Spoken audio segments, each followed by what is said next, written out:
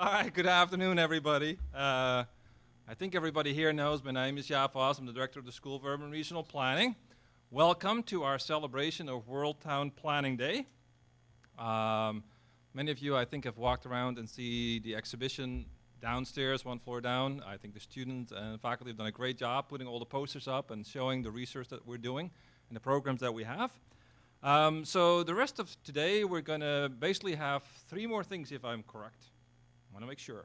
We're going to have a presentation by Dr. Michael Batty, who I will introduce shortly. We can have an introduction. We can have a conversation. Dr. Prosperi is going to talk about a Global Planning Knowledge Institute. And then we're going to have some time to walk around the open house, and then we're going to give our first annual planning awards. At the same time that we're doing this, we're again broadcasting this. We're broadcasting this time to ISOCARP. I think we've been told that there are several people watching this online, but we'll give you an update on who's online at 4 o'clock when we get our latest call. So with that, I would like to introduce Dr. Michael Batty. And I looked up his bio, and I can only say that I was rewriting my resume because we have to do this every so often. And I was so pleased that I had it on 13 pages now. And then I read his resume, and I was so humbled. And the other thing is, you know, when I was writing mine, I was trying to write down all the real stuff and nothing else. And this is all really real stuff. And it's absolutely amazing. So I was reading all this. So I'm just going to give you a very short summary of all this amazing stuff that he has done. Dr. Michael Batty is an architect, planner, geographer. He's currently the Bartlett Professor of Planning at University College London, where he manages the Center for Advanced Spatial Analysis. He's also visiting distinguished professor at Arizona State University, where I think he just came from, and an honorary professor at Cardiff University. I can't manage one position. In 1990, he moved to the NSF National Center for Geographic Information and Analysis at the State University of New York at Buffalo, where he was a professor of geography. He has been at University College London since 1995, where he founded, directed, and built up the Center for Advanced Spatial Analysis as an interdisciplinary center focused on the development of mathematical and computer methods in geographical information science. Right. Not of that other stuff. Urban and regional modeling and the scientific theory of cities. Now this is really interesting to me. It has grown to around 50 research and administrative staff, and you have to tell us how to do that. I am so proud of our own VPT lab, but if we could have 50 staff, that would just be absolutely, we would take over the building. In the last 15 years, and now he has an annual income of around $5 million. Let me say that again, an annual income, $5 million. His research work involves the development of computer models of cities and regions. He has published many books and articles in the area, the most recent being Cities and Complexity, for which he was awarded the Alonso Prize of Regional Science Association in 2010. And the edited volume, Virtual Geographic Environments, and he is also the editor of the journal Environmental Planning B, Planning and Design. With that, I think it's my great honor to introduce Dr. Michael Batty. Thank you very much.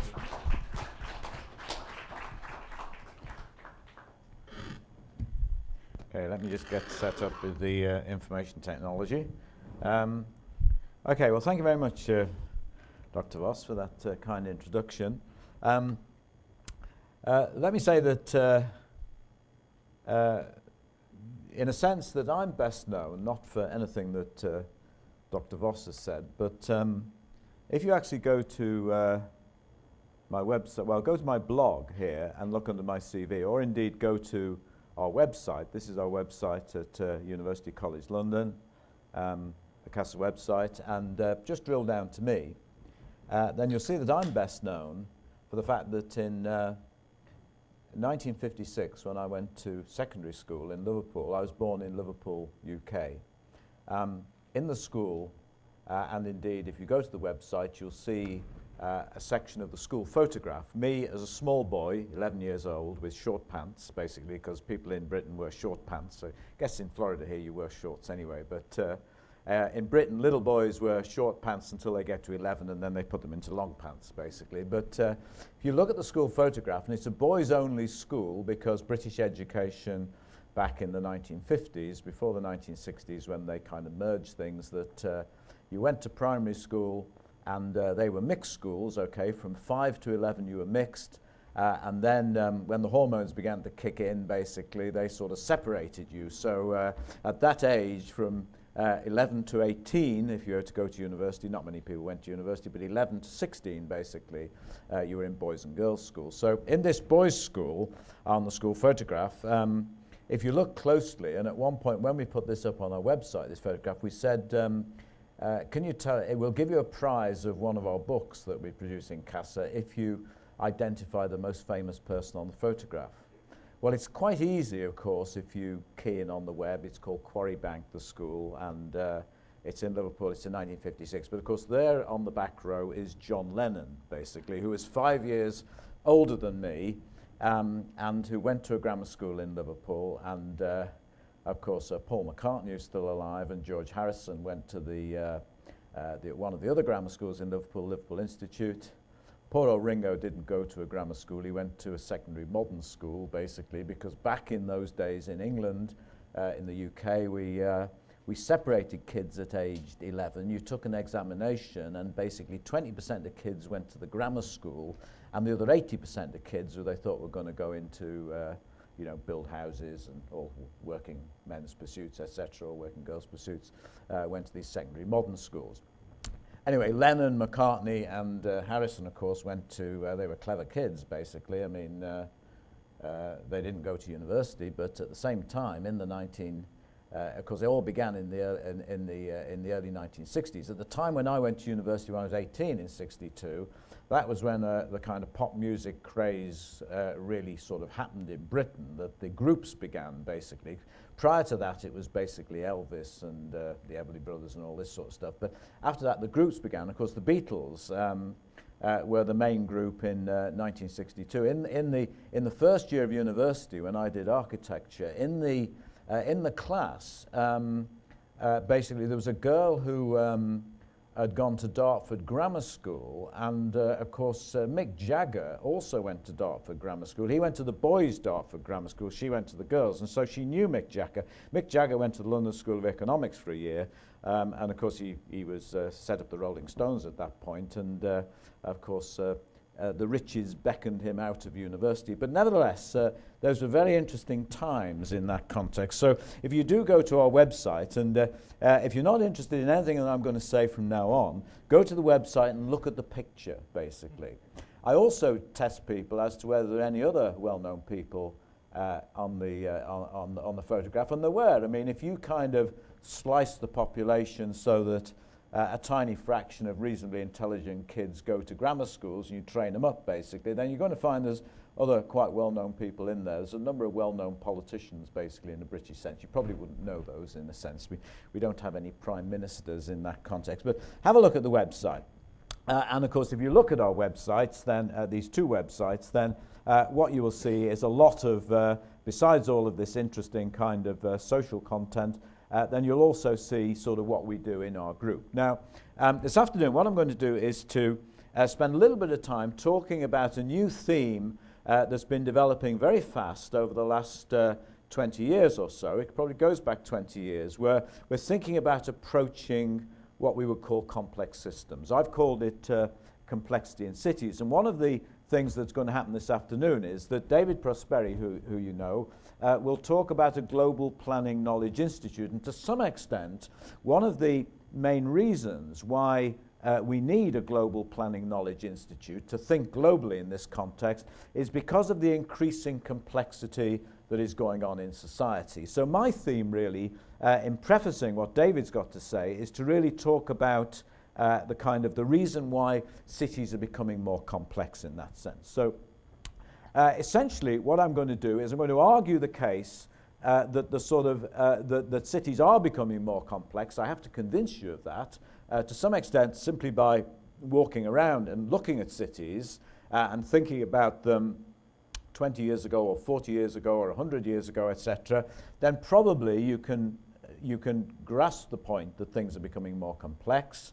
Obviously, populations are growing, etc. We have more opportunities to do things and so on. So this is part and parcel of this complexity. But one of the key issues is that the tools that we fashioned to think about, to understand cities, and to actually intervene in their design, many of the tools that we have had in the past, which really date back to our thinking about cities 100 years or so ago, most planning, I think, in America and Britain and Western Europe, etc., certainly in the Western developed world, so-called, most planning of that sort is based on our reactions to the industrial city of 100 years ago. We now face, of course, that's long gone to some extent, we now face the post-industrial city and globalization. So to some extent, the development of our tools needs to be refashioned, and we need to rethink, as it were, ways of approaching cities and ways of approaching planning.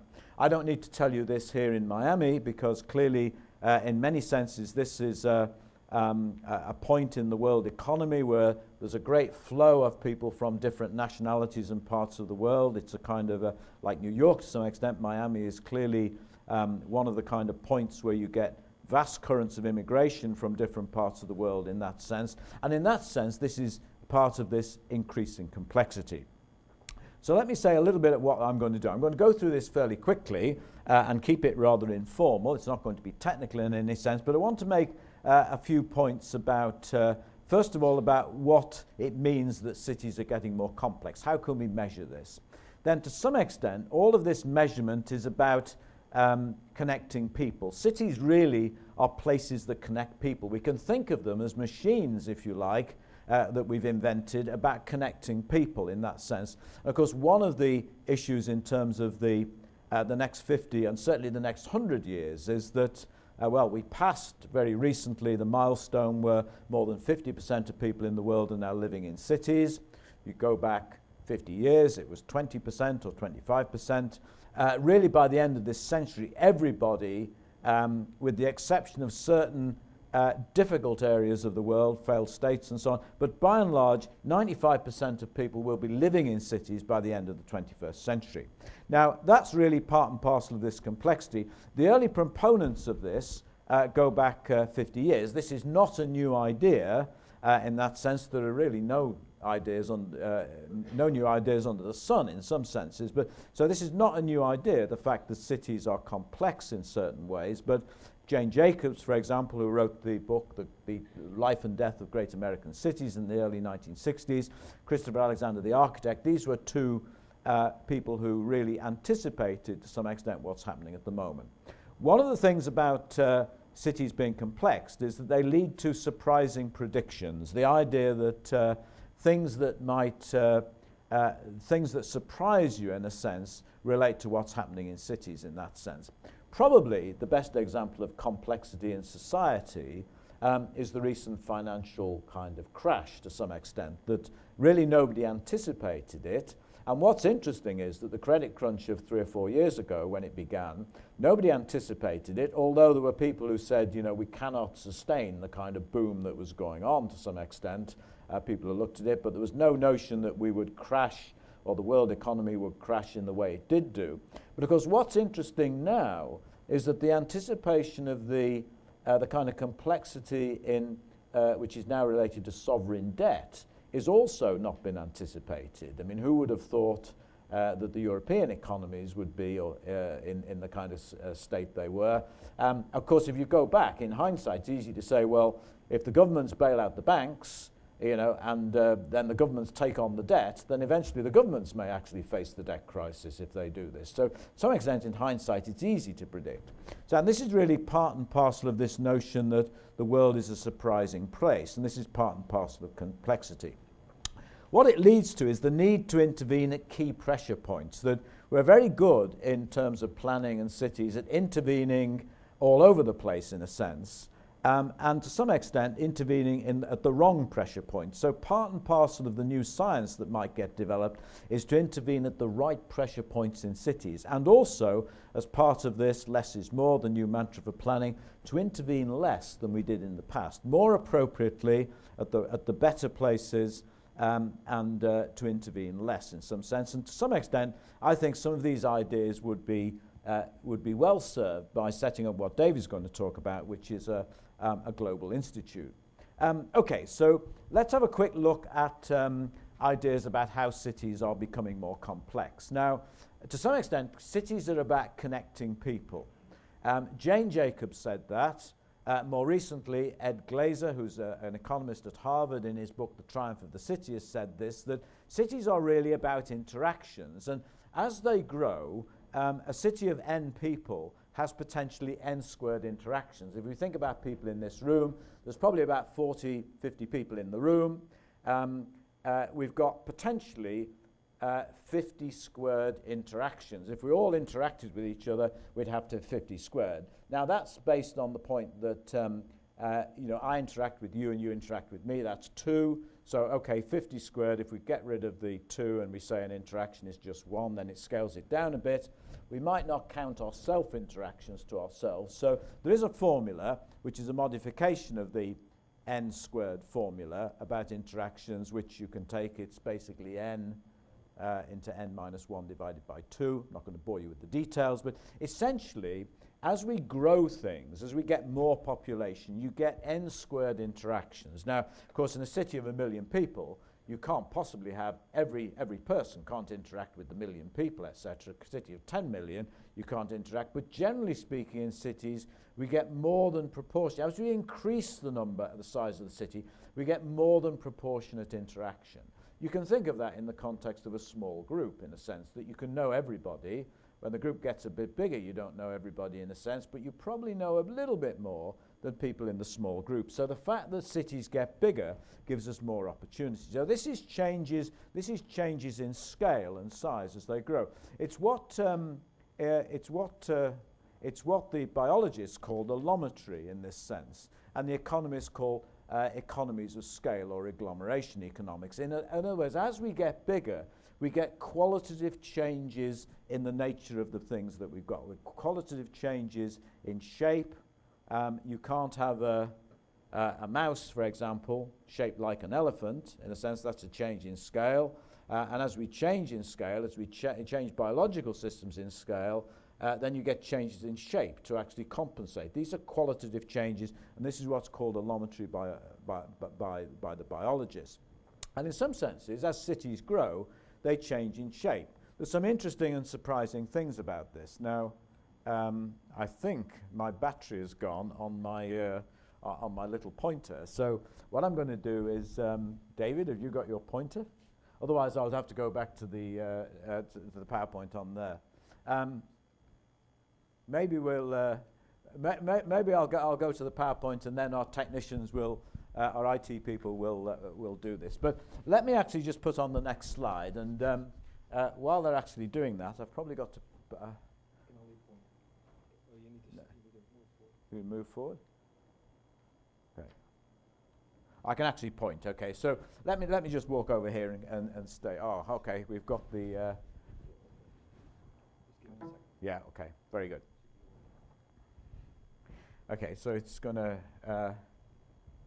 Okay, there we go, right. What I was saying a minute ago was that there's lots of interesting and surprising things about this change in scale. And let me just list them. As they grow, the number of potential connections increases as the square of the population. Now, in fact, that is called Metcalfe's law, after a famous person in information technology. Now, as cities grow, the time taken to travel increases. If you think about the journey to work, I don't know what it is here in Miami, the average time, but it's probably a little bit less than, say, in London, which is bigger, and maybe a bit less than New York, and certainly a bit less than Tokyo in that sense. So the time taken travels increases, and this is due to density and geometry. The density of their central cores tends to increase, and in their edges it actually decreases. As cities grow, more people travel by public transport. If you look at New York and London and Tokyo, really big cities of well over 10 million towards 20 or 30 million in some sense, they're hinterlands, then at the centre, most people are travelling by public transport. About 90% of people in central London travel in by public transport.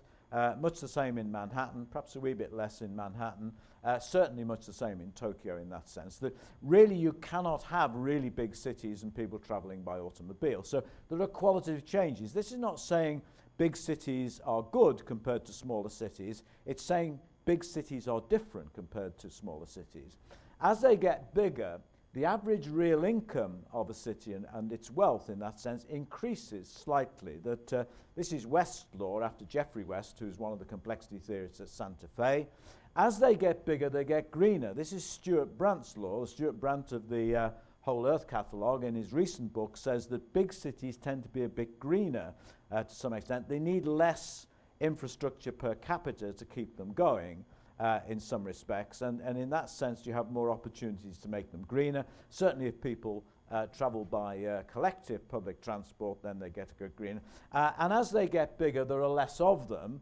In other words, that you can't really have sort of 50,000 New Yorks or 50,000 Londons or 50,000 Tokyos. You're probably going to have one or two of these things, and that really is Zipf's law. So there's a whole bunch of things we can say about cities as they get bigger, and all of them are to do with the fact that we've got increasing complexity, we've got increasing possibilities of interaction. Okay, now of course, layered on top of this is that by 2100, all the world will be a city, and the global and local will fuse. So on top of this notion of cities getting bigger, you have this notion about global and local interaction, and this really does kind of entangle everything in that sense, that in some senses we're adding layer upon layer of complexity just at the same time as cities are beginning to connect and they're beginning to grow, they're growing to the point where they're fusing, and in some sense everything is becoming an urban, everything is a city. That's quite complicated to think of the world as being entirely urbanized. What then will a city mean in this context? There are different sorts of cities, and of course in our world you already know that when you look at cities you can classify them into different types of cities, and the classification is often qualitative in this sense. Okay, so cities are about connecting people. It's an old message and one that's increasingly resonant with the times in which we live. The sociologist Manuel Castells talks about the space of flows. Laszlo Barabasi, who is one of the developers of network science, talks about scale-free networks. Duncan Watts talks about small worlds. Ed Glaser, as I mentioned, talks about cities as a means for connecting people in this sense. And of course, these ideas about connecting people, about diversity, and about complexity really go back a long way. And let me say something about the early proponents of this and just point to you to the fact that these ideas do go back. And if you really want some inspired history on this, then one does no better than looking at Jane Jacobs in her 1961 book, The Life and Death of Great American Cities.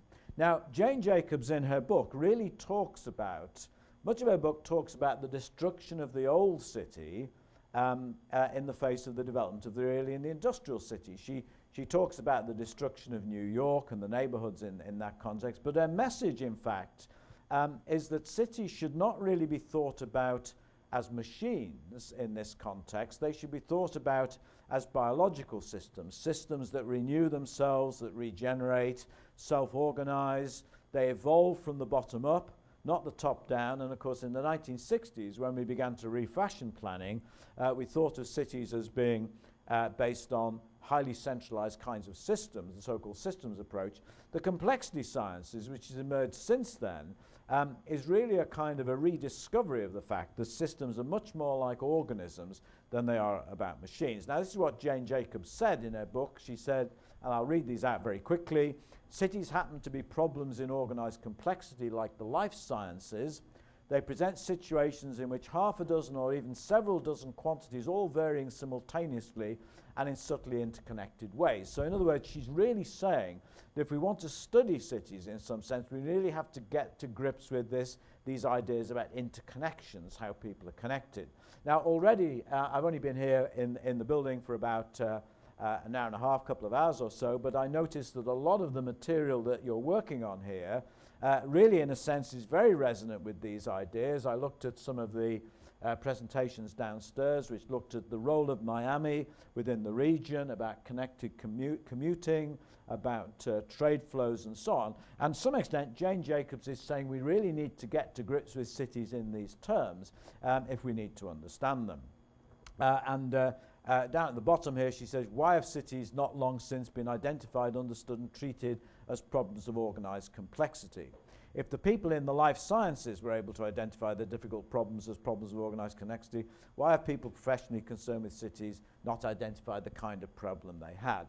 Now, to some extent, Jacobs said all of this 50 years ago, and it took a long time for people to begin to realise that this indeed should be the appropriate case. And it was only as cities became more complex, and to some extent it was because much of our planning from the 1950s and 60s onwards to some extent tried to resolve complex interconnected problems in ways that didn't recognize the interconnections, and consequently planning to some extent in this context was deemed to fail. One of the hallmarks of complexity in cities is that the way cities are built is really from the bottom up, as millions of little decisions without coordinated or collective action. So when we look at cities, in some senses we can make the point nobody planned them, or rather everybody planned them in that sense. And then when we look at planning in cities, we find that that's a central planning, top-down planning. This is a very small component of what actually goes on in cities. Most people make millions and millions of local decisions quite rationally and optimally from their point of view, and to some extent the very fact that cities exist in a way without falling apart, is a triumph of our ability, as it were, or the ability of the system to actually self-organize and self-sustain itself, self-regenerate itself.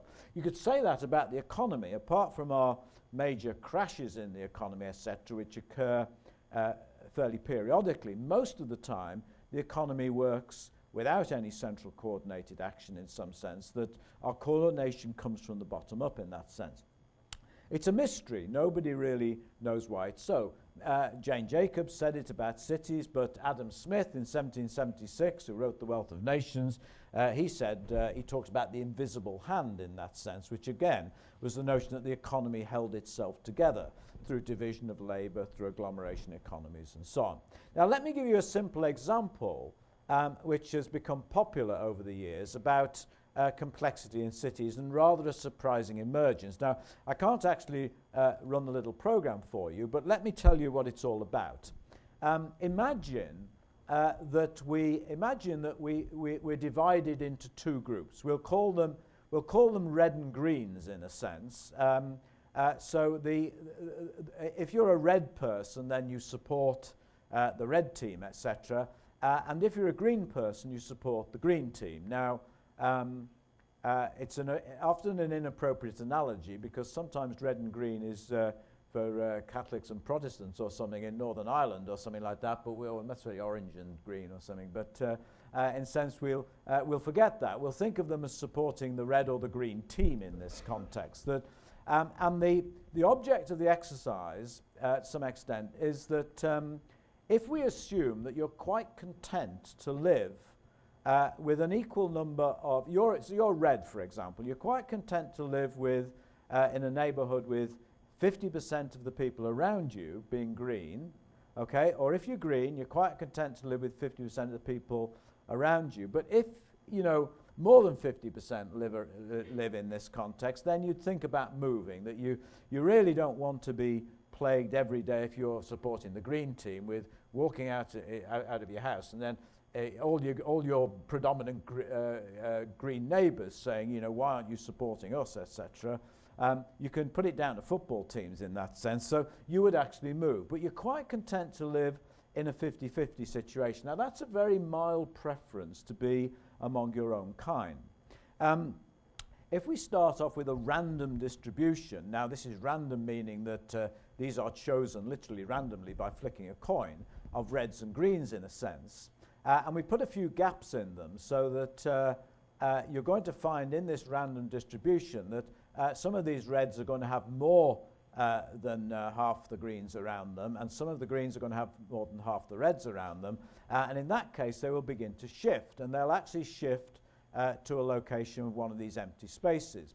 What effectively happens is that the self-organization of this system, very simple system, you want 50% of the same kind around you, and if you've not got 50%, you shift, okay, and you keep on shifting until you get 50% around you. What effectively happens is that you don't end up with 50% around you, you end up with a highly segregated set of neighborhoods. And you can test this model under lots of different conditions. These rather local, mild preferences lead to extreme segregation.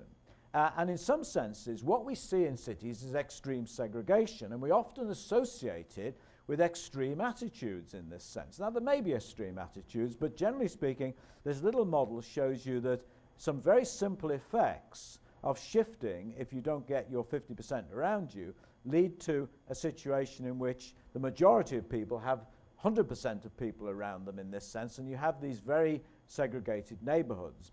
Now, of course, this problem can be thought of in terms of ethnic distributions, it can be thought of in terms of income distributions, it can be thought of in terms of social preferences in some sense. A whole range of different preferences can be seen in this model. And it's a very simple model. Nobody's saying it's the right model in any sense, but it's a simple example of how bottom-up action can lead to extreme segregation. And it's an example of the sort of complexity that really goes on in cities. Okay, let me go a little bit faster and round it off, and then introduce David, who will talk about how perhaps we might be able to make progress with some of these very difficult questions by looking at things globally.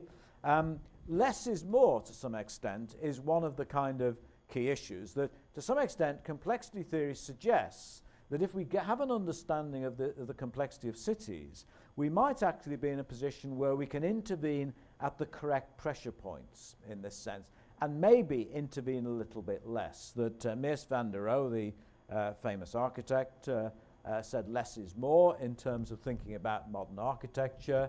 Philip Anderson, who is a Nobel Prize winner in physics, basically says more is different to some extent. What we're really saying is that a qualitative changes, when things change in scale, when things get more complex, they change qualitatively, and they change in such a sense that the size effect needs to be considered important in terms of our understanding. And of course in cities, what we see is not what we get in that sense, because the physical form is inert, that cities change more in what takes place inside of a fixed physical form, and it interacts in this fixed physical form in that sense. So not only do we have this kind of complexity in terms of surprising effects, we also in a sense have a problem with of actually observing this complexity in terms of if we observe things purely at the physical level, we often see something entirely different from if we think about things that are actually going on within the physical aspects of building. Okay, so to some extent what I'm suggesting is that if we engage with thinking about cities in terms of connections and complexity and so on, then we might move to a new mantra for planning, which is the idea of less is more. If we can identify the appropriate points to intervene to improve the quality of life, get the connections right, and I'm suggesting that this is an ideal to be aspired for. It's not something that we find easy to do, but in some sense that this might actually enable us to produce much better and more robust and sustainable plans in that sense. There is a concept in planning that says that problems are wicked. In other words, if you do something in a superficial sense to solve the problem, then it might have nasty interconnections and repercussions, etc. So to some extent, we need to identify the kind of interrelationships in cities so that we know how to avoid getting into the tackling the problem in such a way that it blows up in our face, in a sense. Okay, so in some sense, let me round it off by saying that many of these ideas, I think, are being pursued by lots of different people in lots of different fields. In planning, then complexity and the idea of complexity, urbanization, globalization, and the global local nexus in some sense is all important in the way we actually study cities, etc. And probably we also need to think more globally about how complexity varies between different types of cities in different places. Because that will dictate to us, to some extent, how we actually approach things in terms of our planning and design strategies in that sense. And so in some senses, we need to get to be involved in some kind of comparative focus so that we can look at the different levels of complexity in different places. They will depend on wealth, they'll depend on opportunity, they'll depend on the politics of the local situation, and so on and so forth. And to some extent, and I don't really know what David's going to say about the quest for a global institute in planning and planning knowledge in that sense, but my plea from this perspective is that a global institute would focus on appropriate strategies for planning in a global, connected, and of course digital world. Now on that note, I'm going to stop, and I'll just remind you again of our websites. If you want to see me in short pants with John Lennon, then have a look at these two websites. But in passing, think about what else is on the websites, because they do deal with complexity and some of the things that we're doing. Okay, thank you very much.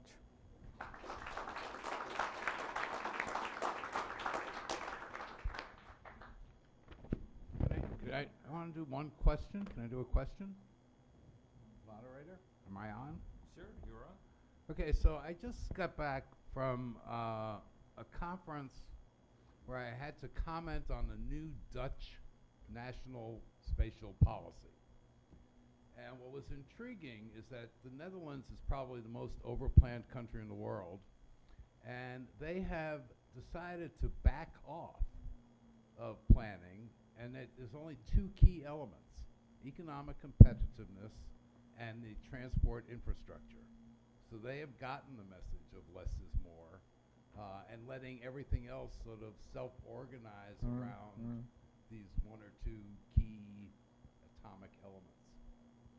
Yeah, I mean, that's a very interesting observation in some sense, because the Netherlands it's always surprised me in the Netherlands how, obviously it's one of the densest countries in the world. There's about, what's the population of the Netherlands? Do you know? It's 17, 18 million, and it's like one big city really. But in some senses, what is interesting about the Netherlands is that it's one big city, but at one perspective it looks like one big green city in some sense. That there's a sort of a sense in which the planning in the past has led to a preservation of greenness. Now, the point that David's making, I think, is a very important one, because it shows again this notion of complexity. It shows that in some respects, how do we reconcile the very extensive planning in a place like Holland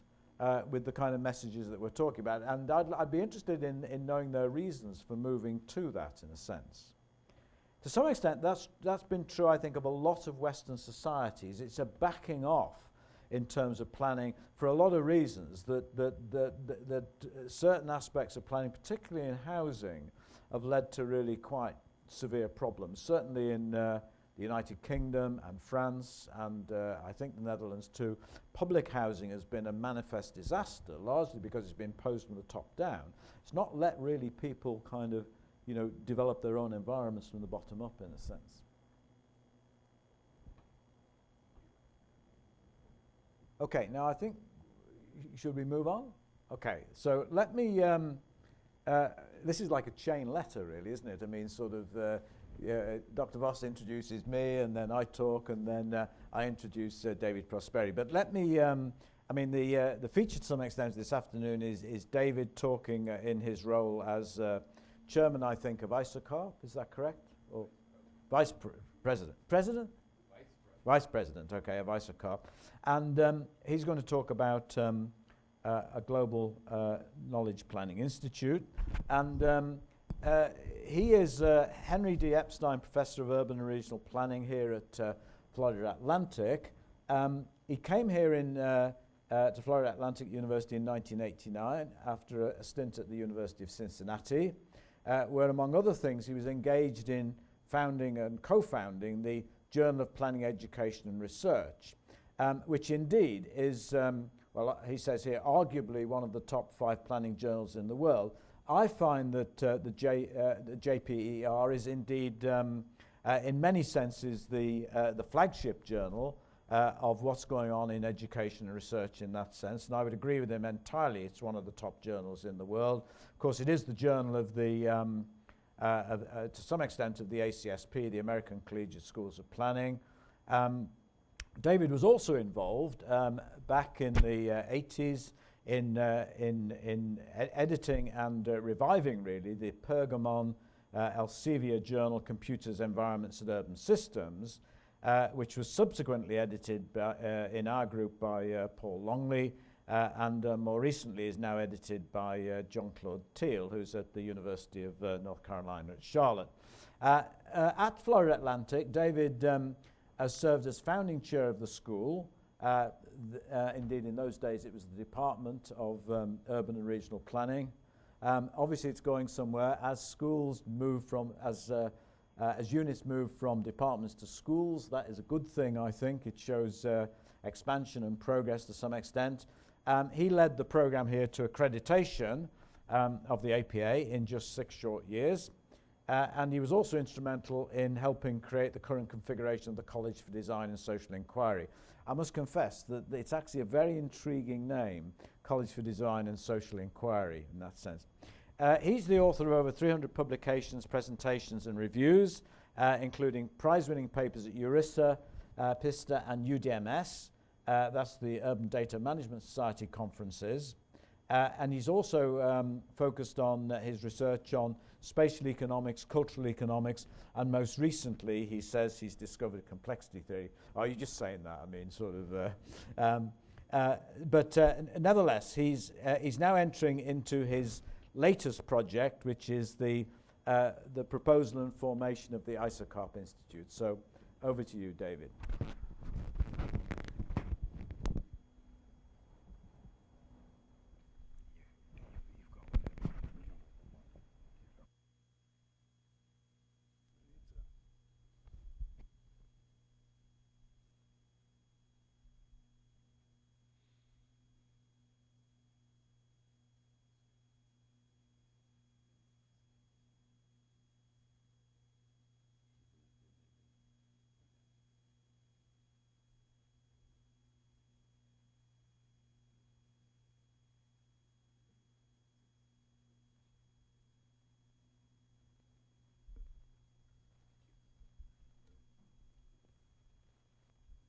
Thank you. As always, I'm inspired. I almost rewrote my speech.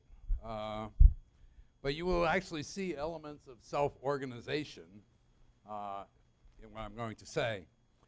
I also want, before I start, I want to sort of say hello to 50 people in the United Kingdom, Portugal, Netherlands, Germany, France, Finland, Austria, Romania, Sudan, South Africa, Namibia, Israel, Iran, Kazakhstan, and Australia, and Hong Kong. So people are actually getting up in the middle of the night to hear this.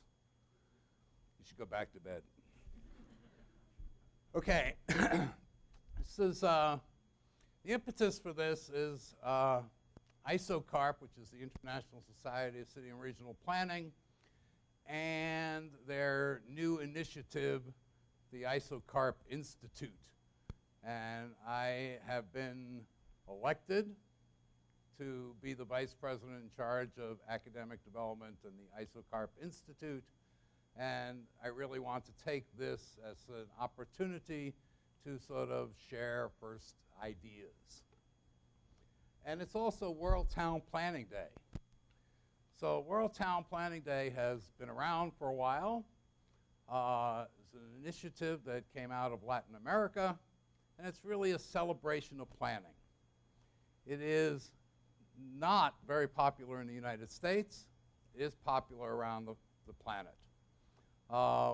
We have today had a World Town Planning Day celebration that included an open house We have this lecture, and tonight we're going to have an award ceremony. ISOCARP promotes World Town Planning Day, and on their website you can actually go see what else is happening around the world today. November 8th, which is also my daughter's wedding anniversary, I discovered. Okay. So this is what I'm going to do today. I'm going to talk a little bit about, the focus is the ISOCARP Institute, which does not exist. It's an idea. But I want to sort of plan it. This is a planning exercise, which will involve principles of less is more and perhaps a lot of self-organization, but sort of first thoughts. Some sort of backing off and saying, let's go slow. There is a plan to create this institute, and then there is a vision. So that's sort of what I'm going to do. I'm going to start with ISOCARP. I'm going to start with my view of what their objectives are, what their programs are, how this institute might fit, and the new face, this sort of institute. So this is a picture of Mr. Karp and me talking about something. The aims of ISOCARP, sure my colleagues, my 50, sorry, you 50 guys. The aims of the society is really to promote planning research, promote planning education, take positions, understand planning practice, and support us as a fraternal society. And fraternal was written back in 1965. Okay, sorry. It is a global organization. The two largest countries are China and the Netherlands. You notice that the United States does have a large contingent. And its membership has been growing. Now, this is really not a growth model, but it sort of says that there's been a lot of new members in the last few years, in the late 2000s. And so it's a global association.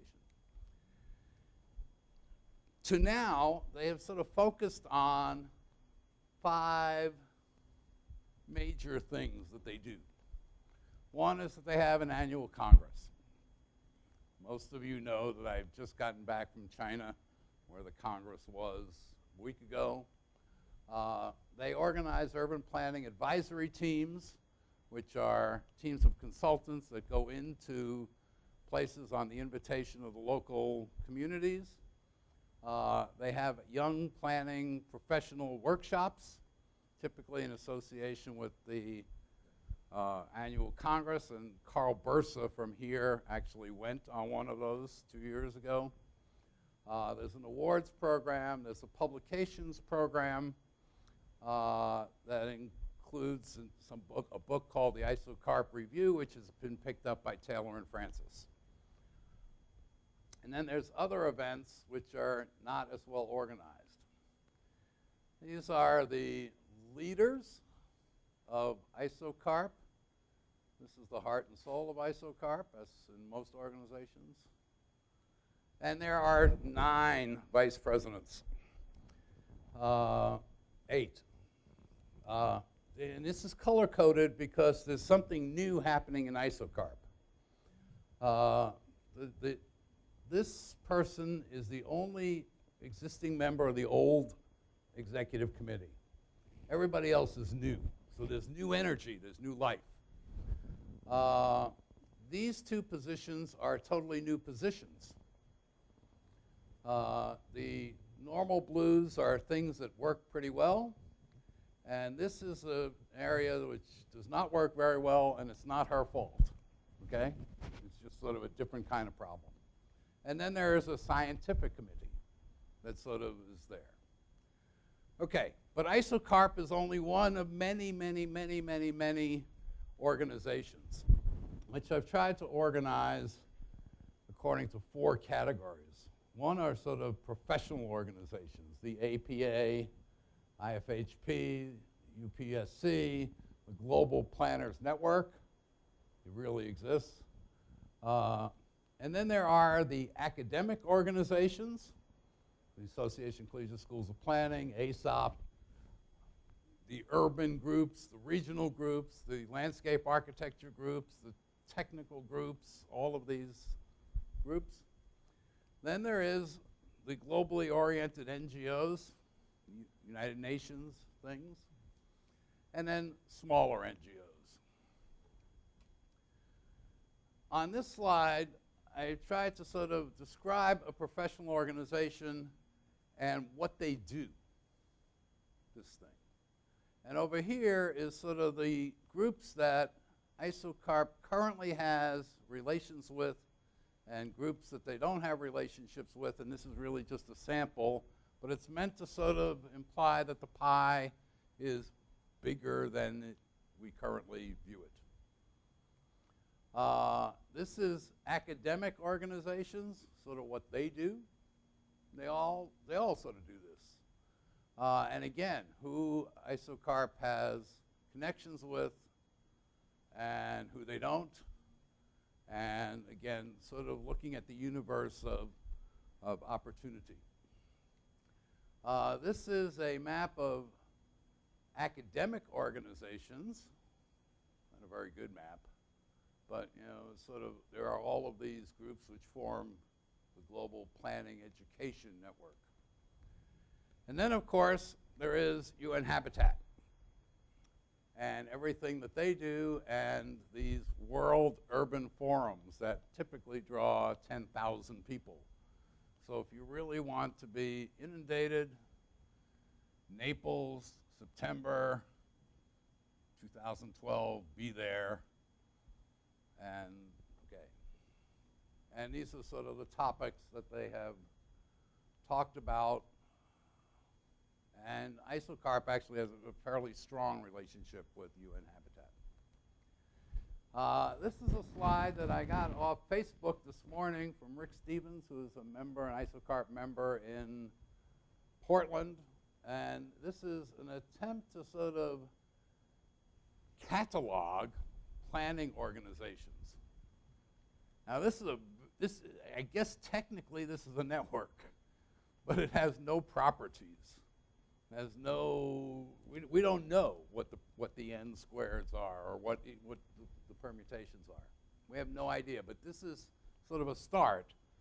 And then there's another slide that has all the alphabet logos of all of these organizations. So the work to be done, I think, in terms of ISOCARP, is to sort of deal with these three different types of organizations, and instead of just having the line, we need to sort of improve the line. And the weights are the weights of effort that I thought were appropriate when I did the slide. I'm not sure that those are the appropriate weights anymore, but it's clear that we need to sort of create these network connections. So we often talk about networks, but we don't talk about it very analytically. And so one of the things that I'm going to think about on the side is sort of the metrics of these networks, to sort of how do we make these arrows work better. Okay, so the ISOCARP Institute is under construction. Very important slide. And this is a statement from about a year ago. This is a group of mostly professional planners who said that they need to have a formal academic arm as a way of increasing knowledge and dissemination. And that this ISOCARP Institute should be it. And it took a year to sort of have an election, to have somebody to do it, and so here we are. And what this thing could do is deal with, I call them Pippolini projects, ideas from the past that have not yet been implemented, pipeline projects.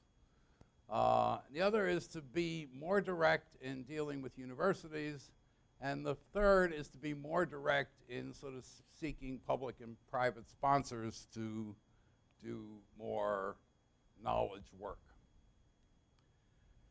The charge is to design and structure this thing and to build it. So it's really not about cities per se, but it is a planning project of sort of how do you, in fact, build the capacity to create the network to eventually get to better cities. In running for this office, I actually had only 3 points. One was to go slow. Most professional organizations like to go fast. They like to just sort of make an announcement, print stationery, and say they have it, and then nothing happens. And I'm sort of the opposite. I said go slow. Second point was to focus. Have an organization of members with no focus, it's hard to sort of find the expertise for an institute. And the third was the obvious, develop capacity. So, definition of an institute, I'm not sure this really works, but it is some sort of grouping of talent for a specific purpose, for a specific topic. And planning, I think, is probably too broad. And so the really question is, what is this? First challenge is to find the specific topic. And I have, in fact, discovered the specific topic. Are you ready? We don't know. It's okay. So in the absence of knowing, I'm going to argue several points. One is that there is, I sense, a change in the planning world. And this sort of presents a brief, very conceptual history of planning, that there is a sea change coming about a return to content after maybe 20 years of the communicative turn and talking and stakeholders and process, that there is among both academics and practitioners a desire to sort of strut your stuff in terms of what you know, and that there is this sort of need to, captured in the phrase, return to content. The second thing is, what is this thing called knowledge and management, and sort of how do we get away from simplistic kinds of articulations like generation and dissemination? Useful, but old. The second question is, what is research in the context of a professional organization? And there is always this tension between the practitioners and the academics, the academics will say, well, you practitioners just look outside and see what you got. You really need to know more.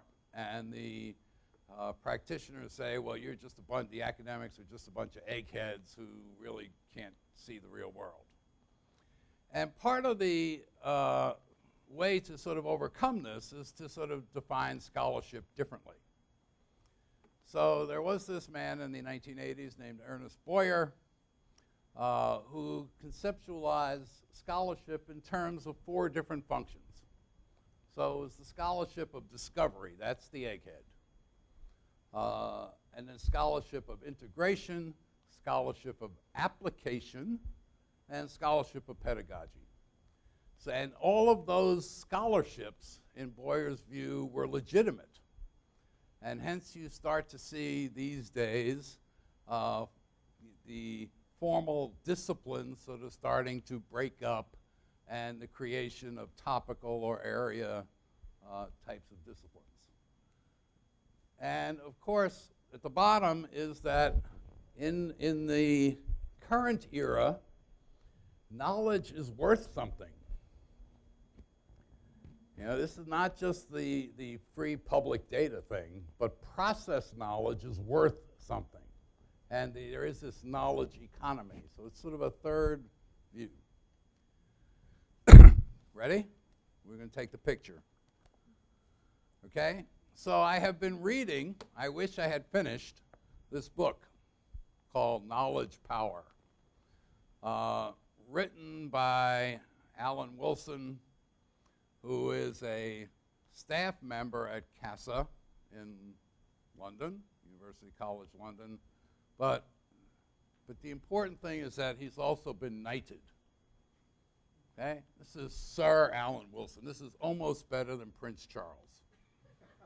Okay? Who wrote a book on harmonious planning or harmony. And what's interesting about this book is that it's really a reflection about what knowledge is and how it can be used in ways that reflect change. So there is an old model that used to say, if you know things, you will make better decisions. That's sort of classic academic argument. The second level, version 2.0 of that, is that knowledge really filters through networks. And the networks and the power of the networks is, in fact, what causes better decisions to be made, hopefully better decisions. So what's interesting about this book, and it's a thin book that needs to be read slowly, is that it sort of goes to this notion that traditional concepts and disciplines are evaporating into sort of transdiscipline or interdisciplinary concepts, and that they tend to focus on systems and super concepts, which takes us right back to complexity. And more on this later. Be required reading for all of you at FAU and required reading for all of you in ISOCARP. Okay, so here we go. ISOCARP wants a virtual institution, many locations, and they want strategies to create and structures to create and strategies to operate and the strategies to structure to operate, and I don't know the answer to the fourth box yet. But my gut tells me we need a flat model, we need to utilize existing resources, we need to empower some people, and the structure will work itself out. And it will be powered by web tools. But at least for the first 3 years, the server must be somewhere. This is sort of Castell's dilemma, right? We have a space of flows, but somebody knows where the server is. So I'm a constrained optimist. I believe this can be done, but I also believe it's a production problem, and most production problems look like this thing on the left that says, do something subject to a bunch of constraints. And here, what I have is the goal to create a knowledge institute. And the constraints are, I have 630 people spread across the planet, 50 of whom are here with me virtually.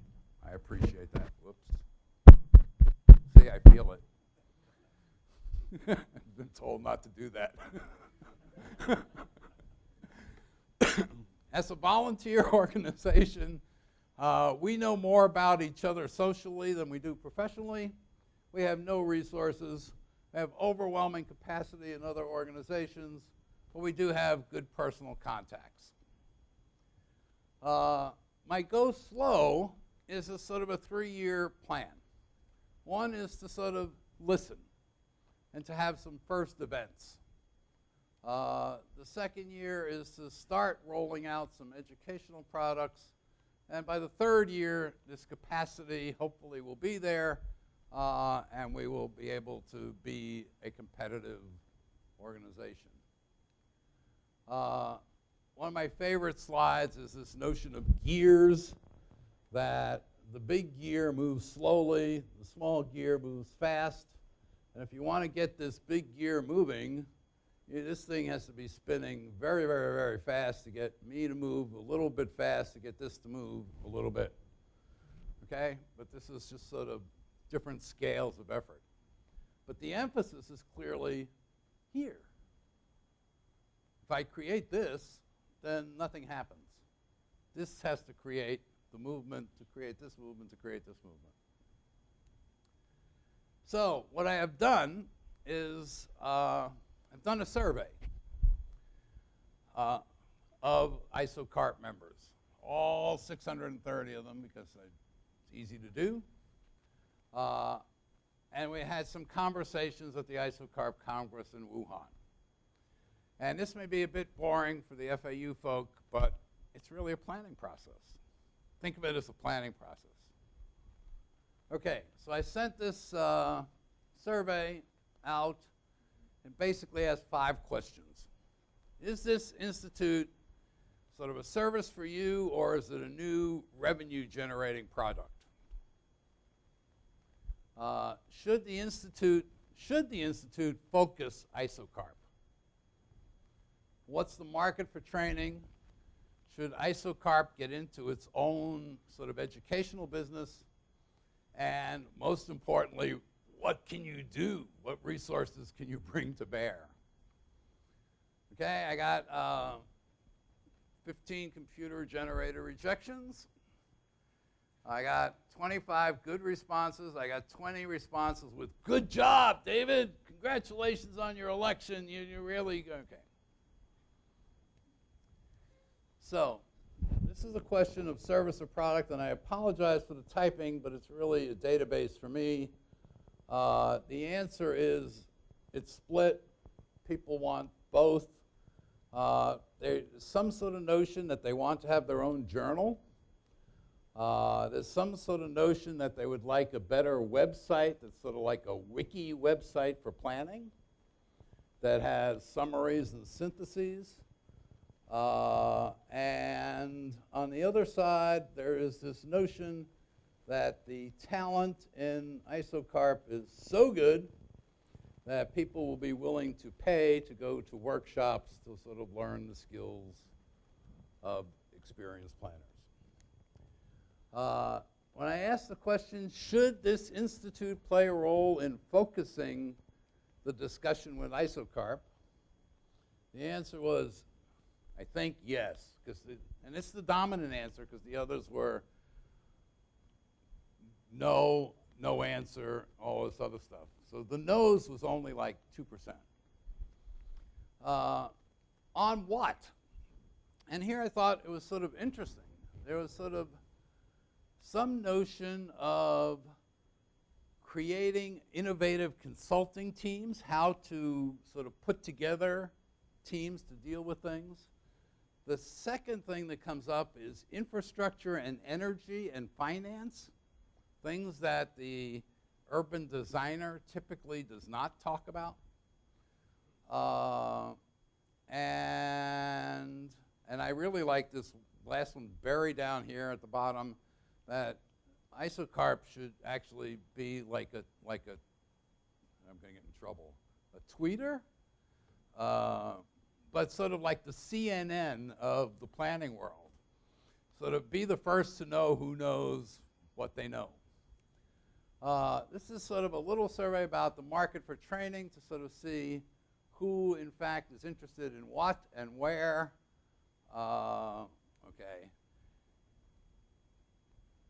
Outside of the United States, there is a tradition of summer schools and short courses, partially because of the way, particularly in Europe, education is organized.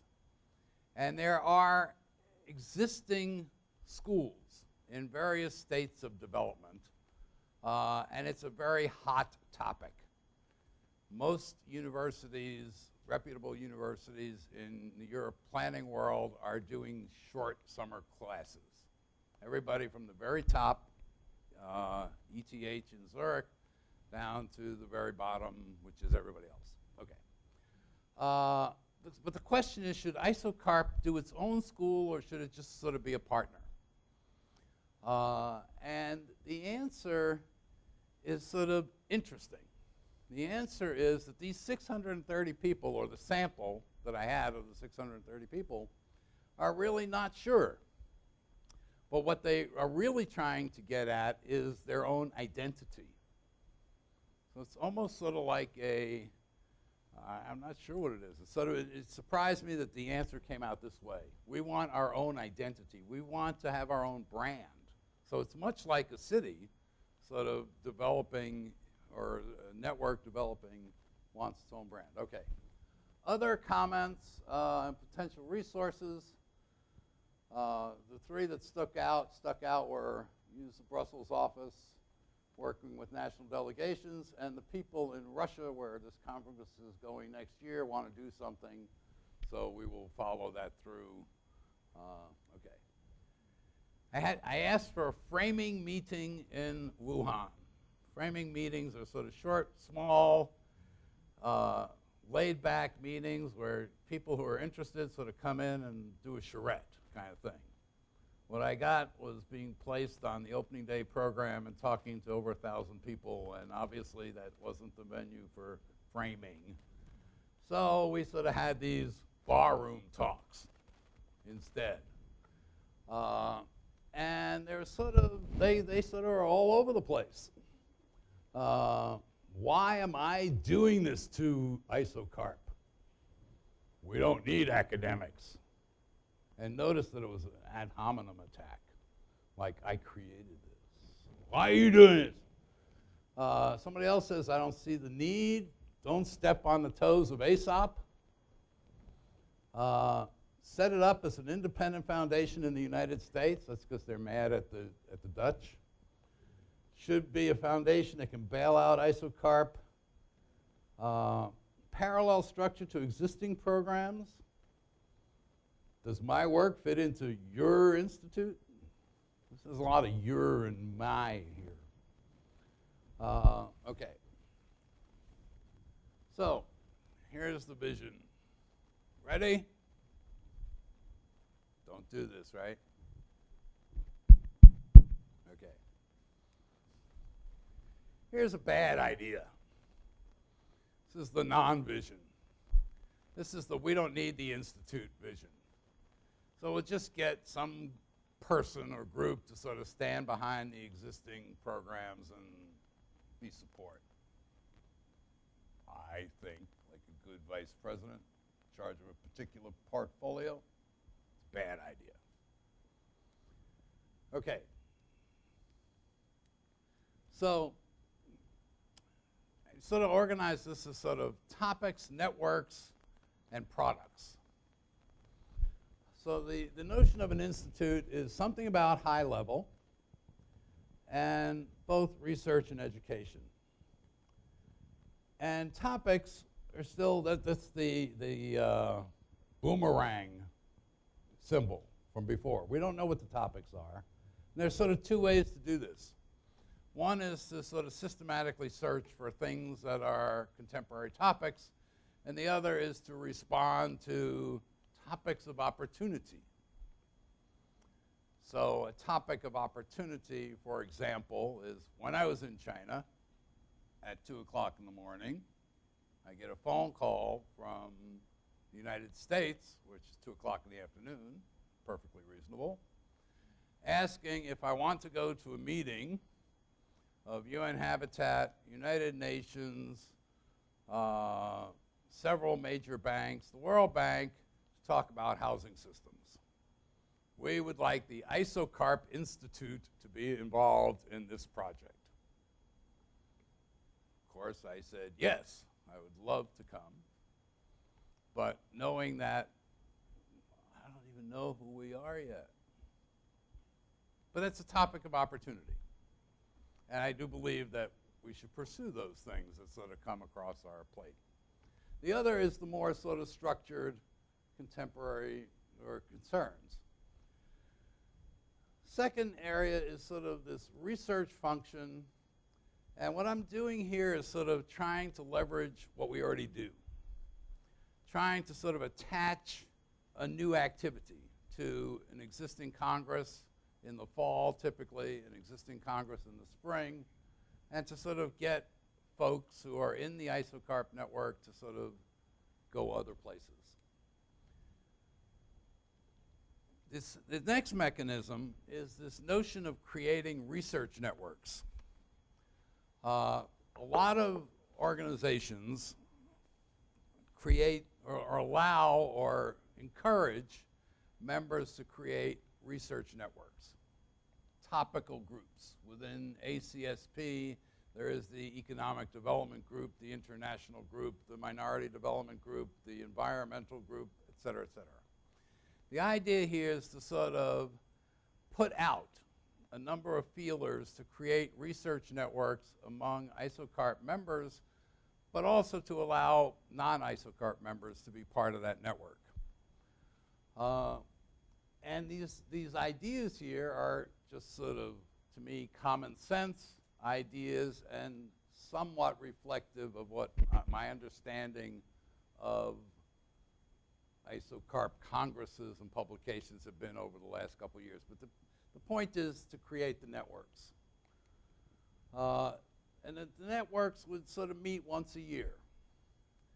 And I understand that networks sort of come and go. But I also understand that several organizations that I really admire, like the Regional Studies Association and the Association of American Geographers and ASOP to some degree, actually fund, as part of their programmatic mission, these research networks. And it's through these research networks that capacity is built so that if, in fact, the organization wants to compete for dollars from public and private sponsors, there's actually something behind it other than the name of the organization. On the education side, I see somewhere in the next 3 years, ISOCARP schools in these very exotic places. And these exotic places are because we have a field office there or because I'm here. And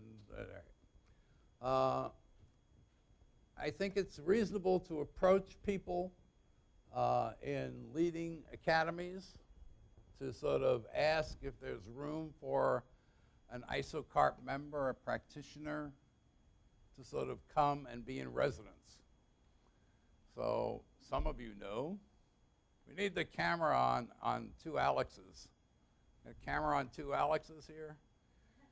These two Alexes are actually students at Kaiserslautern University in Germany, and they are here for sort of 6 months partaking in, I'm talking slowly so that we can get the camera to the two Alexes. Okay, smile, smile. Okay, there they are. They are both wonderful people, and they are enjoying their time here in South Florida, so learning how to drive to get milk. Okay. Continue partnerships with other organizations. Everybody seems to be running summer schools. We can do me now. Oh, they're back there. Okay, so I thought it might be fun to have a winter school because, you know, I'm coming from a warm climate.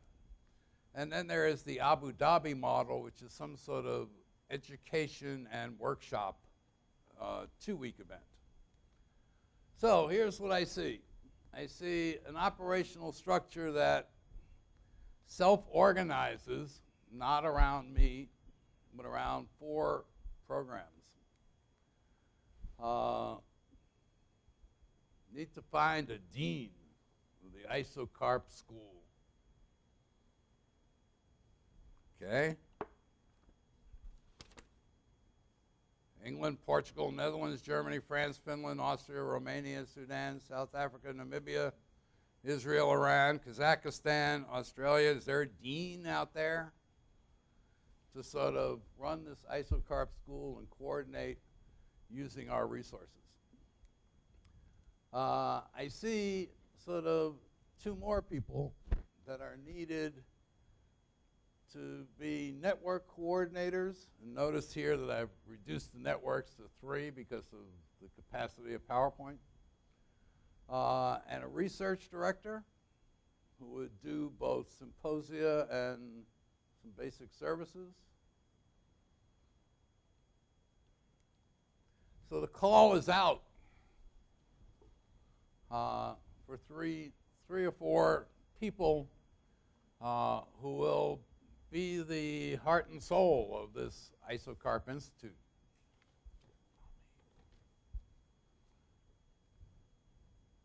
Leave that up there so you can switch to the PowerPoint so people can see that for a minute.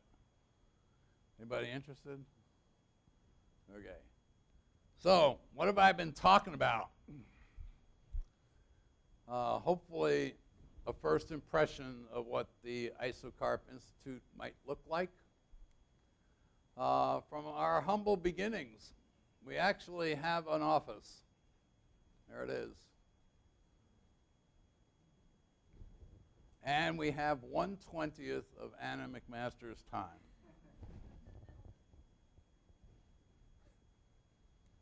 So this is the place where one normally says thank you in many languages. Hope I got most of them. This one's for you, Yap. Well, I appreciate that. Thank you. Okay? And this one's for you, Jaylon. Okay? And this is for the two Germans. But while I hope you were paying attention, not sure. I actually had one sort of person call in and say, I really have a bridge tournament tonight. I'll catch you on reruns. Which is okay. She chose wisely. So while I hope you were paying attention, the real message is to sort of thank you for your future participation in the ISOCARP Institute. Really, that's really the message, is that this will be whatever ISOCARP and its members want it to be and are willing to put in the sweat equity for. And the last slide is see you in Perm, which is where the ISOCARP 2012 conference is, September 10th to the 15th, 2012. And if I think I go any further, the slide program gets into junk. So thank you for your attention. See you in Perm.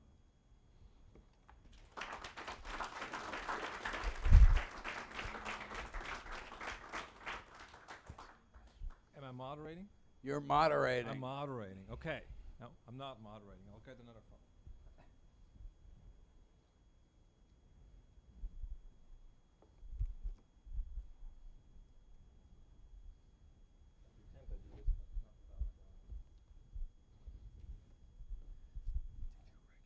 All right. There we go. So, I have a question, David. So you showed the slide and you asked for a dean. So is there any funding? No. As of right now, there is no funding at all, which is a challenge, right? Right. So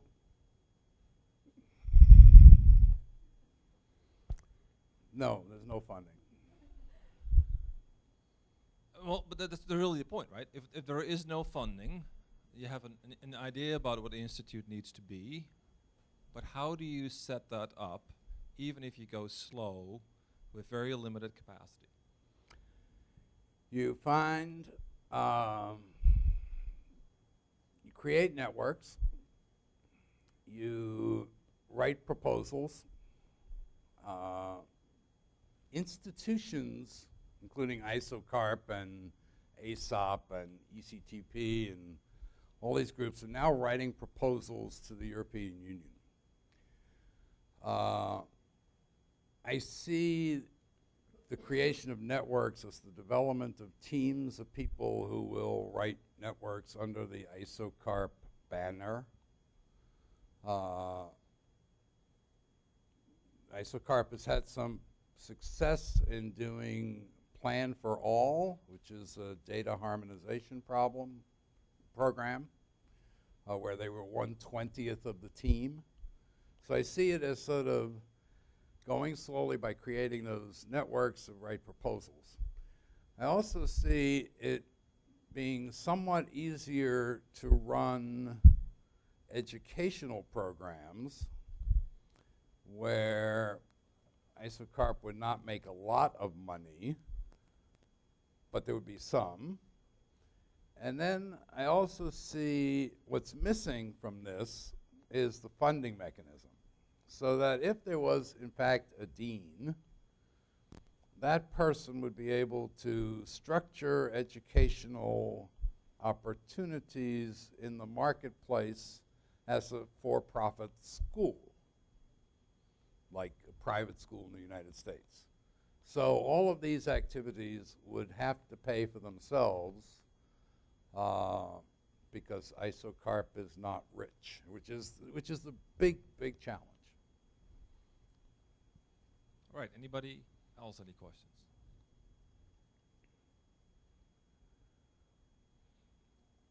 I can think of a couple.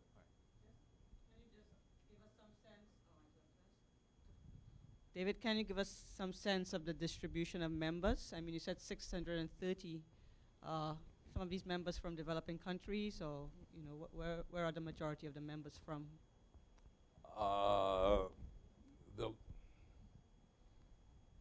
So 630, 55 are from the Netherlands, 55 are from China. That's 16%. I think the top 10 countries, which are mostly the European countries, are about 72%. And there's a lot of these countries that are filled in that have one member.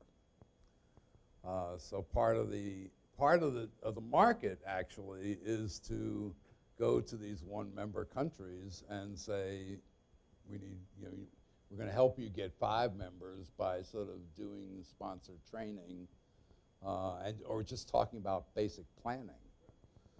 Now, the other way to answer that question is, who are the members and what do they do? So the traditional wisdom, mostly verifiable, is 1/3 of them work for governments. 1/3 of them work in the private sector, consultants, and 1/3 are academics or people who work in research institutes.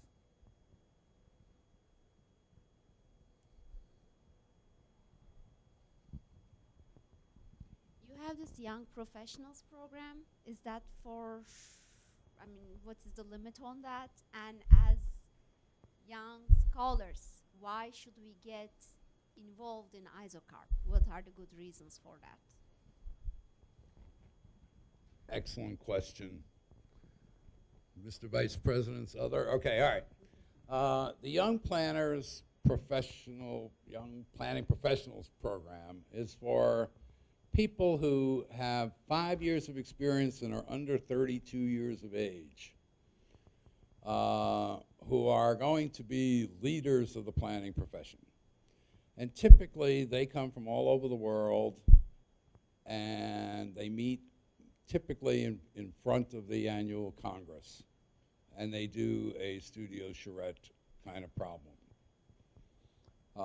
Mostly very good stuff. I did that. I was the coordinator in Porto. We did a project on wind energy, and it was really quite good. Okay, but the second question is, why do you, as a young academic, you generically, want to get involved in ISOCARP? Several reasons. One is it's a worldwide network of practicing planners, and eventually whatever we do as academics need to be understood in terms of stuff on the ground. So, we have contacts now in Wuhan, China, which was very interesting. And we can go there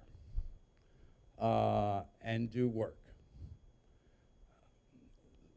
So that's the first part. The second part is, as a young academic faced with career decisions, the real question is publishing.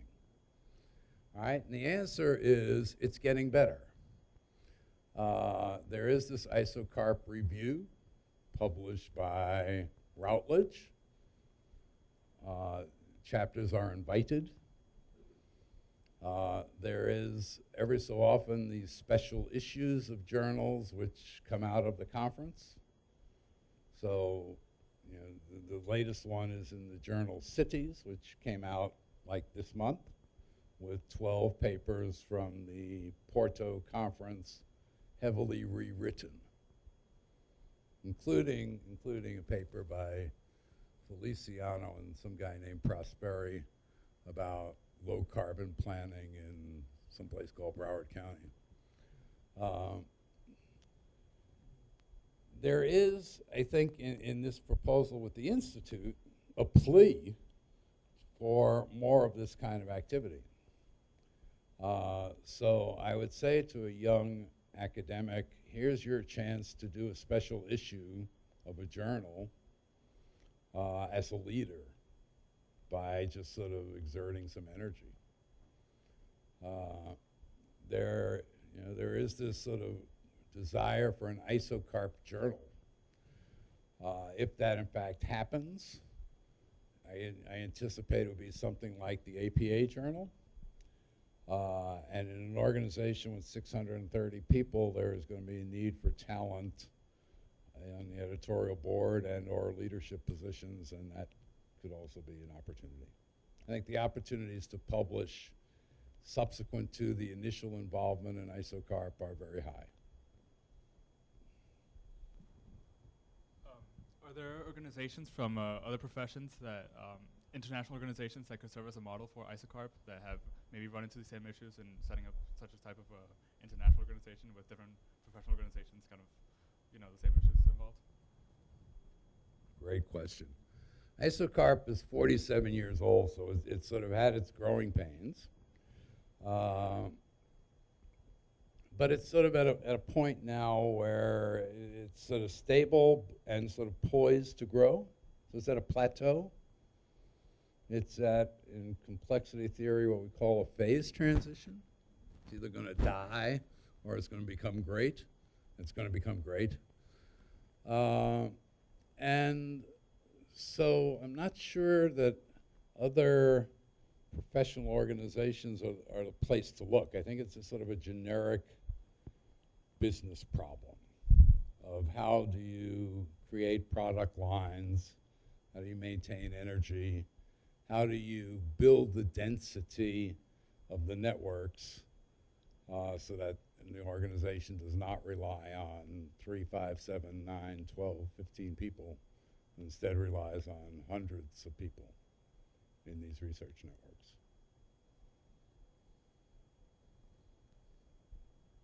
Remember that, guys, 50 of you. All right, so Dave, so I'm going to ask a question. I'm going to play a devil's advocate here, okay? So we're going to do a global institute, and based on the survey, there is, I would say, moderate support for it, right? Based on the response rate. Right? We have no capacity, and we have no money. Right? That's the bad side. That's, you know, nothing big. But at the same time, I think Michael Batty gave a really clear reason why we actually need something like this. You know, and that we need to look at these cities and these complexity, and that we need to look at it from a different perspective. I think what I missed is the content of the institute. Does that make sense? Yeah. What is this institute going to do? Because I think I would steal all this work. And here's your rationale why we actually need this place. You notice, I think I'm still hooked up here. You notice that there was this figure, this symbol. I think it's called boomerang, which is sort of an exclamation point and a question mark. And the issue, you hit the nail on the head. There's 630 people who belong to this organization that lack an identity. They've told us that in the survey. So part of the task of the Institute is to focus, develop an identity or many identities, several identities through these research networks through these schools to sort of develop the capacity to generate the resources. Generate sort of flush resources as opposed to operational resources.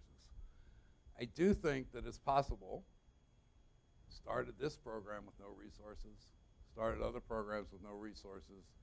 It's sweat equity and sort of having a business model that allows you to proceed. So what I've sort of done here is said, okay, we've got an office in Brussels with a conference room. We've got a we've got a facility in Nairobi. We need to find some curriculum designers, pay them to design the curriculum, send them to Nairobi or Brussels, charge people to come, and hopefully we have created a product that we can repeat, and it generates a little bit of money. ISOCARP is technically an NGO in the Netherlands, which is not allowed to make a profit. So, you know, I see it as sort of these small kinds of exercises, which is the top of the gears thing, which eventually will create some sort of identity.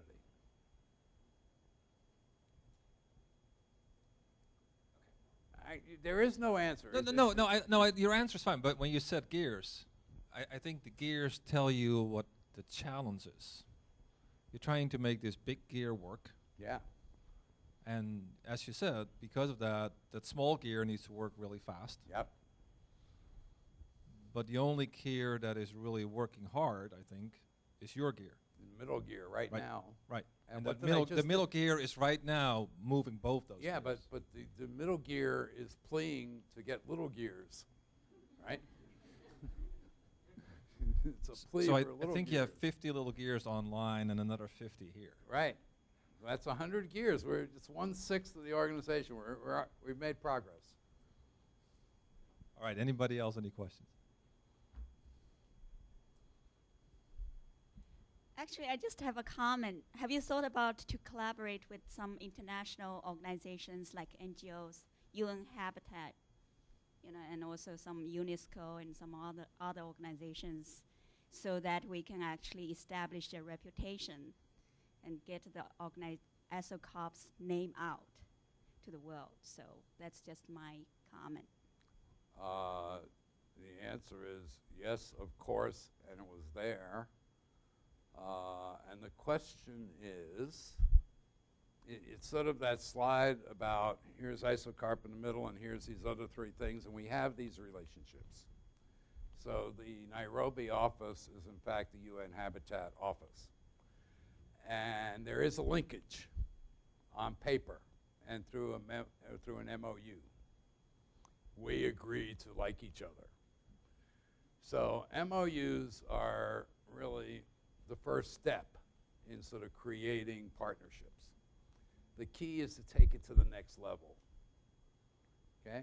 Now, for example, UN Habitat, I witnessed in China the signing of 3 MOUs with 3 ministries of the Kenyan government, which I am told, I'm told that there's going to be some follow-through.